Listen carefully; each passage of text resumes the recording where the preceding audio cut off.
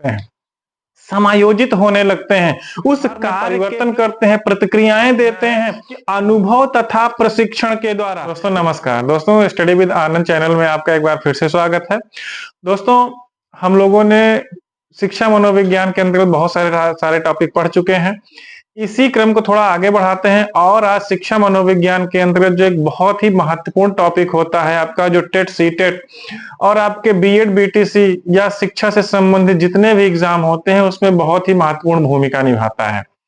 Topic है अधिगम, learning, जिसको हम इंग्लिश में लर्निंग बोलते हैं और हिंदी में अधिगम बोलते हैं। मित्रों ये आपका अधिगम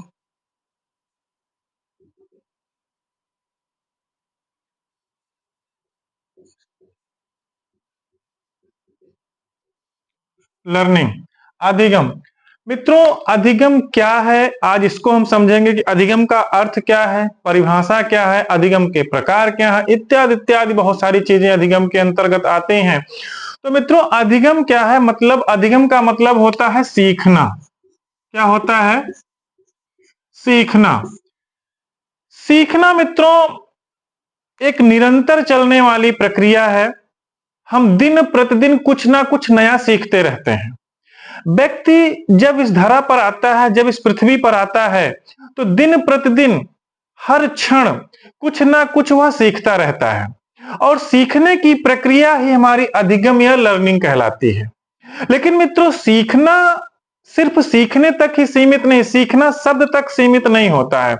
सीखने का तात्पर्य होता है कि हमारे व्यवहार में परिवर्तन, अर्थात कहने का तात्पर्य है जब हम कुछ सीखते हैं तो हमारे क्या होता है, व्यवहार में परिवर्तन होता है। अब यह व्यवहार में परिवर्तन तो होगा भाई, हम कुछ भी सीखेंगे। अगर हम किसी भी प्रकार के मशीनीकरण का काम सीखते हैं, हम नैतिक बातें सीखते हैं, हम मूल्य को सीखते हैं, तो हमारे व्यवहार में परिवर्तन आता है। हम किसी इंजीनियरिंग कार्य को सीखते हैं, हम किसी मैकेनिकी काम को सीखते हैं, तो हमारे व्यवहार में परिवर्तन आता है। क्यों? क्योंकि हम जिस कार्य को करने जाते हैं हमको उसके अनुसार से अनुकूलन करना होता है, समायोजन करना होता है अपने आप को। तो व्यवहार में परिवर्तन ही सीखना है। लेकिन फिर एक चीज मित्रों समझ में आती है और एक चीज आप नोट करिएगा कि सिर्फ व्यवहार में परिवर्तन ही सीखना नहीं होता है मित्रों, व्यवहार में होने वाला अस्थाई परिवर्तन सीखना कहलाता है। क्या है? अस्थाई परिवर्तन। जब तक हमारा अस्थाई परिवर्तन नहीं होगा तब तक हमारा सीखना नहीं होता। क्यों? क्योंकि जब हम मान लीजिए किसी भी कार्य को आज हमने सीख लिया और कल हम भूल गए, तो ये हमारी लर्निंग नहीं हुई, हमारा अधिगम नहीं हुआ। हम अपने व्यवहार में निरंतरता लाएं और हम अपने व्यवहार में निरंतरता लाने के बाद हमारा व्यवहार अस्थाई रूप में आ जाए, अर्थात हमारे व्यवहार में अस्थायित्व आ जाए। अर्थात आज हमने किसी के साथ शिष्टाचार से व्यवहार किया लेकिन कल हमने नहीं किया, तो हमारा सीखना नहीं हुआ। हमारे माँ बाप ने हमको क्या सिखाया, ये नहीं हुआ। हमारे माँ बाप ने हमको सिखाया कि हमेशा जब से अपने से बड़े लोग मिले या अपने से बड़े लोगों से हम मिलते हैं तो उनका शिष्टाचार के साथ भेंट करें, उनका सम्मान करें। ये नहीं कि आज सम्मान किया और कल सम्मान नहीं किया, तो ये हमारा सीखना नहीं होता है। सीखने का मतलब होता है हमारे व्यवहार में अस्थाई परिवर्तन हो, अर्थात कहने का तात्पर्य कोई आज चाहे मिले चाहे 10 दिन बाद मिले, हमने जब भी उसको देखा तो हमने उसके साथ शिष्टाचार से भेंट किया, हमने उसको साथ नैतिकता से व्यवहार किया, तो ये सीखना होता है। आज हमने किसी चीज को बनाना सीखा, हमने किसी मैकेनिक डिग्री ली, हमने किसी इंजन को बनाना सीखा और आज हमने सीखा और कल नहीं सीखा या कल हम उस पर कार्य नहीं कर पाए या नहीं समझ पाए, तो ये हमारा सीखना नहीं होगा। जब तक हम उसको अच्छी तरह से सीख नहीं लेंगे तब तक वो मेरा सीखना नहीं होगा। अर्थात जब तक हम उसके बारे में परिपक्व नहीं हो जाते हैं तब तक उसको हम सीखना नहीं कह सकते। मित्रों एक शब्द मैंने कहा परिपक्व, परिपक्व। परिपक्व क्या होता है, परिपक्वन क्या होता है, यह भी समझने वाली बात है। परिपक्व का मतलब होता है किसी भी चीज में पारंगत हो जाना। हम उस चीज में अच्छे से अच्छी तरह से उस चीज को समझ गए हैं, उसको हम परिपक्व बोलते हैं, या परिपक्व हो जाना, मजबूत हो जाना, पारंगत हो जाना, जिसको हम कह सकते हैं कि हम किसी भी चीज को सीखते सीखते उसमें परिपक्व हो गए, पारंगत हो गए, तब ये मेरा सीखना कहलाता है। तो मित्रों, सीखने की प्रक्रिया हमने आपको बताया जो निरंतर चलती रहती है। हम जन्म से लेकर मृत्यु तक कुछ ना कुछ हमेशा सीखते रहते हैं। सीखना तो हमारी दिनचर्या में होता है, सीखना हमारे प्रत्येक दिन की कार्यशैली में होता है, लेकिन अधिगम सीखना या लर्निंग हम उसको कह सकते हैं जो हमारे व्यवहार में अस्थाई परिवर्तन लाए, उसे हम अधिगम के नाम से जानते हैं। तो मित्रों, ये अधिगम के कुछ संक्षिप्त से शब्द थे। अब हम देखते हैं अधिगम का अर्थ क्या होता है और अधिगम की परिभाषा क्या होती है, इसको देखने का प्रयास करते हैं। मित्रों, आपको ये हमारी टीचिंग अच्छी लगे तो आप हमारे चैनल को लाइक भी करिएगा, सब्सक्राइब भी करिएगा। बात करते हैं अधिगम के अर्थ की।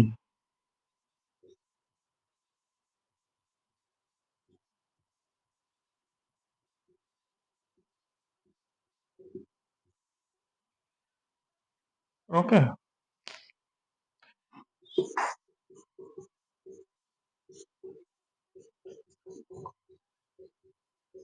मित्रों, ये अधिगम का अर्थ हम आपकी बात कर रहे थे। अधिगम का अर्थ क्या होता है कि अधिगम का अर्थ मनोविज्ञान की भाषा में देखें, मनोविज्ञान क्या कहता है कि मनोविज्ञान में सीखने से तात्पर्य सिर्फ उन्हीं परिवर्तनों से होता है। क्या कह रहा है? सिर्फ उन्हीं परिवर्तनों से होता है। कौन कौन से हैं?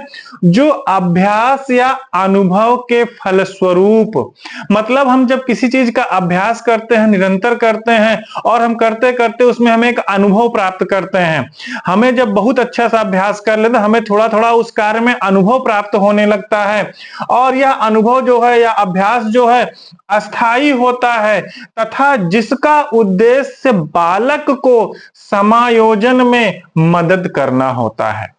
अर्थात कहने का तात्पर्य यहां पर यह है कि हमारा जो अधिगम है, हमारा जो सीखना है, हमारा जो लर्निंग है, वह हमारे अभ्यास या अनुभव के फलस्वरूप जो अस्थाई परिवर्तन लाता है, या जिसका उद्देश्य बालक को समायोजन करना होता है, उसे हम अधिगम के नाम से जानते हैं। तो अधिगम मतलब समायोजन का यहां पर यह तात्पर्य है कि जब हम कुछ चीजें सीख लेते हैं तो हम उसके अनुसार अपने आप को समायोजित कर देते हैं, उसके अकॉर्डिंग अपने आप को हम समायोजित करने लगते हैं।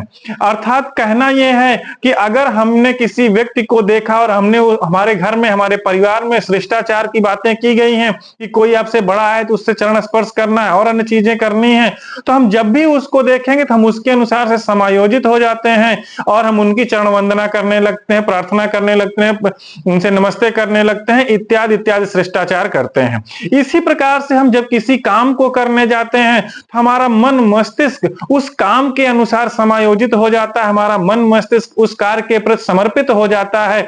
जो हमने पूर्व में अनुभव लिए थे, हमने अभ्यास किया था, उसके अनुसार हम उस कार्य में अपने आप को समायोजित कर लेते हैं। इसे हम लर्निंग कहते हैं, इसे हम अधिगम कहते हैं।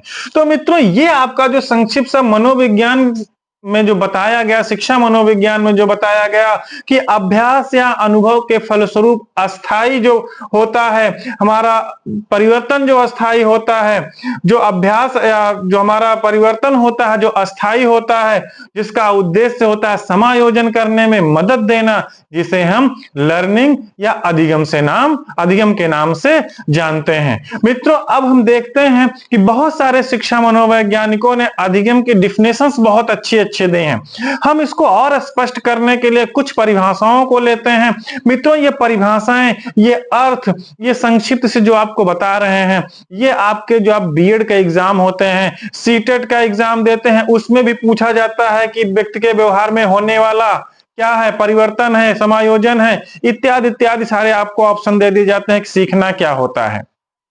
ऐसे ऐसे बहुत सारे प्रश्न आ जाते हैं, तो ये सब आपके लिए बहुत महत्वपूर्ण होता है, खासकर जब आप सीटेट दें या बीएड के एग्जाम दें या सीटेट का एग्जाम दें या बीटीसी जिसे डीएलएड के नाम से जानते हैं उसका एग्जाम देने जाते हैं, तो प्रश्न पूछा जाता है कि सीखना क्या है, सीखने का अर्थ बताइए, या सीखने की परिभाषा बताइए, या सीखने के प्रकार बताइए। ऐसे अनेकानेक प्रश्न आपसे पूछे जाते हैं। तो मित्रों, अब हम देखते हैं कि सीखने या लर्निंग की डिफिनेशंस क्या है, जिसे हम कुछ मनोवैज्ञानिकों ने बताया है, उनको अब समझने का प्रयास करते हैं। सीखने की परिभाषा या अधिगम की कुछ परिभाषाएं हैं, उनको हम देखने का प्रयास करते हैं। कुछ मनोवैज्ञानिकों ने जो परिभाषाएं दी हैं, उनको हम देखने का प्रयास करते हैं कि कौन कौन से मनोवैज्ञानिकों ने कौन कौन सी परिभाषाएं दी हैं। देखते हैं।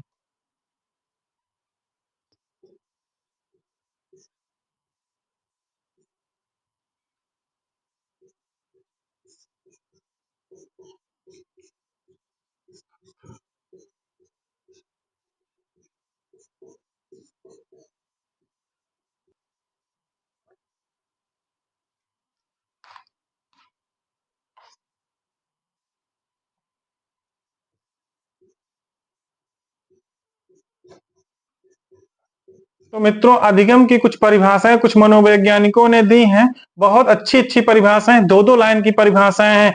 यदि इन परिभाषाओं को आप याद कर लेंगे तो आपके कभी कभी एग्जाम में परिभाषाएं दे दी जाती है और पूछ लिया जाता है कौन से मनोवैज्ञानिक ने इस परिभाषा को दिया है।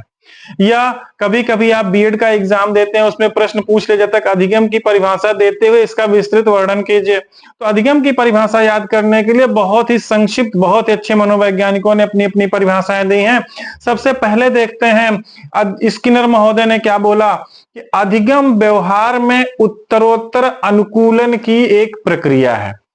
कहने का तात्पर्य मित्रों यह है कि अधिगम व्यवहार में, अर्थात जब हम कुछ सीखते हैं तो हमारे व्यवहार में क्या होता है, परिवर्तन होता है। उत्तरोत्तर निरंतर कुछ ना कुछ परिवर्तन होता है और हम अनुकूलित होने लगते हैं, समायोजित होने लगते हैं, उस कार्य के प्रति अपने आप को अनुकूलित करने लगते हैं। इसी को स्किनर महोदय ने कहा कि अधिगम होता है। इसे अधिगम की संज्ञा दी। क्या कहा कि अधिगम व्यवहार में उत्तरोत्तर अनुकूलन की एक प्रक्रिया। बहुत संक्षिप्त सी परिभाषा है कि अधिगम क्या है, व्यवहार में उत्तरोत्तर अनुकूलन की एक प्रक्रिया है। किसका कथन है? स्किनर महोदय का कथन है। अगली परिभाषा देखते हैं कि नवीन ज्ञान तथा नवीन प्रतिक्रियाओं का अर्जन करने की प्रक्रिया अधिगम है।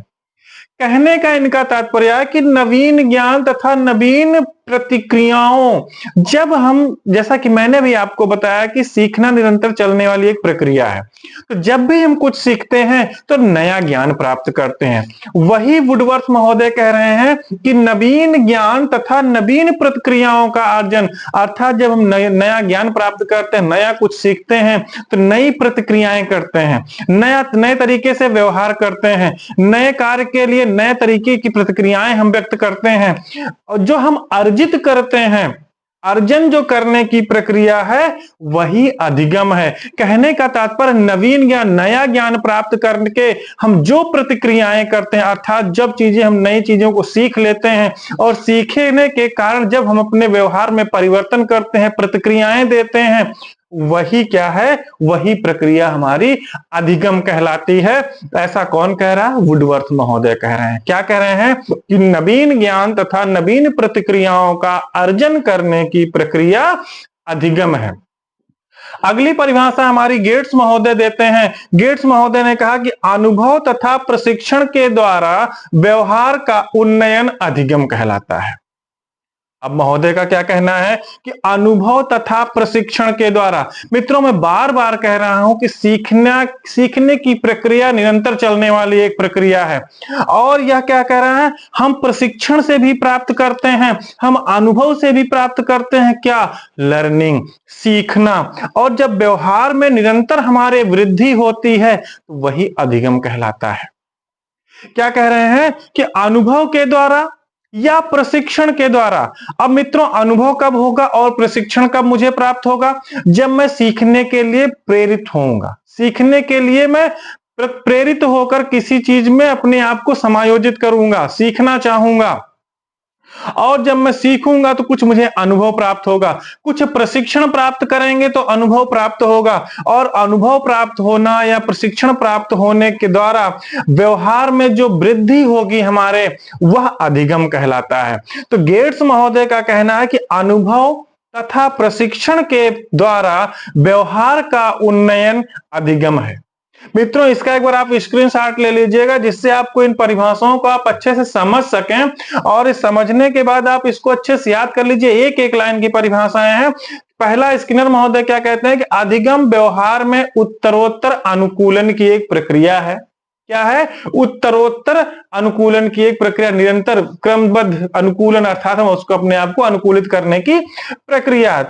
दूसरा, वुडवर्थ महोदय कहते हैं कि नवीन ज्ञान तथा नवीन प्रतिक्रियाओं का अर्जन करने की प्रक्रिया अधिगम कहलाती है। अर्थात नया ज्ञान, नई प्रतिक्रियाओं का अर्जन करना हमारा क्या कहलाता है? अधिगम कहलाता है। अगला, गेट्स महोदय कहते हैं कि अनुभव तथा प्रशिक्षण के द्वारा व्यवहार का उन्नयन अधिगम कहलाता है। तो मित्रों, आपने आज देखा कि अधिगम क्या है, अधिगम किसे कहते हैं, लर्निंग क्या है, और अधिगम का अर्थ क्या होता है, अधिगम की परिभाषा क्या होती है। मित्रों, आप इस छोटे से चैनल को, छोटे से तो मित्रों, इस परिभाषा को आप समझ गए होंगे। तो आगे हम कुछ नया इसी से संबंधित नए एपिसोड में लेकर आते हैं, कुछ नई चीजें आपको लेकर आते हैं। अधिगम का अभी आपने अर्थ देखा है, परिभाषाएं देखी हैं, अभी आपको अधिगम के प्रकार की बात करेंगे। और अधिगम के प्रकार कौन कौन से होते हैं, कुछ शिक्षा मनोवैज्ञानिकों ने बहुत अच्छे अच्छे सिद्धांत भी दिए हैं। उन सिद्धांतों को, उन प्रकारों को कुछ अगले क्लास में हम लेकर आते हैं। तब तक के लिए धन्यवाद। आप हमारे चैनल को लाइक करिएगा, सब्सक्राइब करिएगा। नमस्कार।